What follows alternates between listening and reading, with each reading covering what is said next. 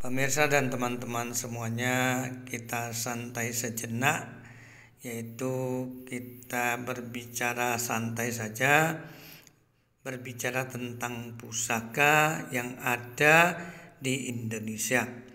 Kita berbicara tentang pusaka bukan berarti kita termasuk orang yang syirik atau musyrik, namun kita berbicara tentang seni dan budaya.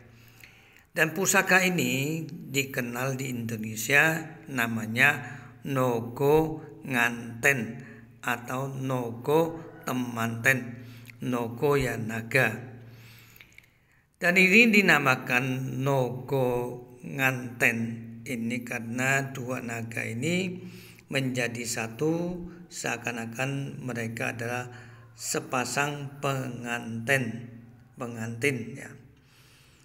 Dan kemudian dari segi ini tentunya biasanya punya makna atau nilai tersendiri daripada dua naga menjadi satu. Menurut para ahli keris bahwa Nogo Nganten ini mempunyai aura yang positif, yaitu aura untuk keharmonisan rumah tangga. Apabila di rumah ini mempunyai pusaka seperti ini, diyakini bahwa rumah tangganya adem, tentrem, akur. Jadi sebagaimana sepasang nogo ini, yaitu walaupun termasuk binatang yang galak, tapi mereka bisa adem tentrem menjadi satu.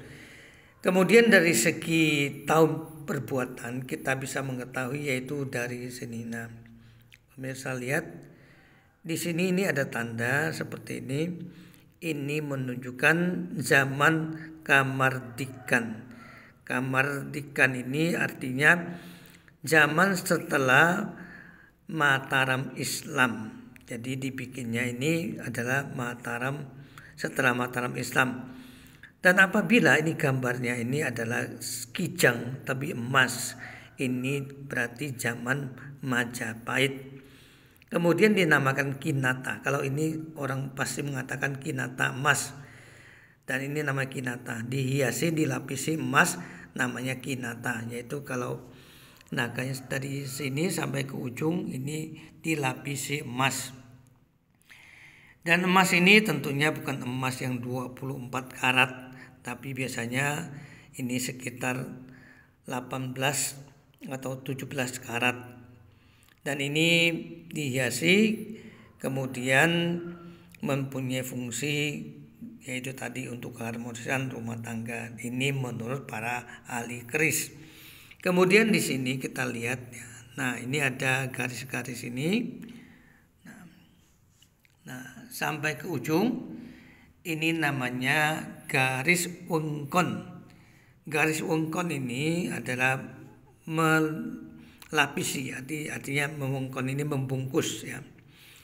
Ini mempunyai fungsi menurut ahli keris ini adalah sebagai tolak bala.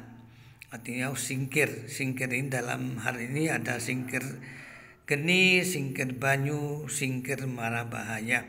Namun intinya adalah singkir, artinya penolak segala macam bahaya.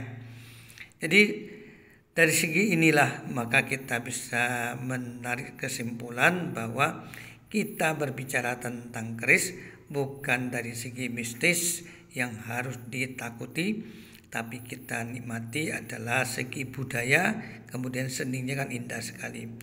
Bagaimana para empu ini bisa menempelkan ini emas sedemikian rapinya seperti ini.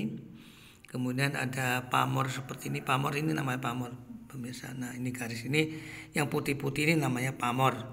Bagaimana bisa menimbulkan pamor yang sedemikian rapi dari ujung sampai ke ujung sini.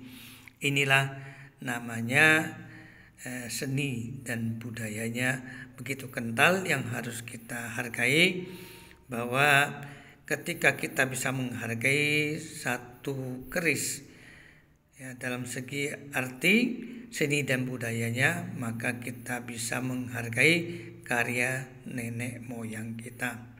Sekali lagi bahwa menghargai keris bukan berarti kita syirik atau musyrik, tapi kita ada termasuk orang yang bisa menghargai nenek moyang kita. Mudah-mudahan bisa memberikan manfaat, dan ini hanya sekedar pengetahuan saja.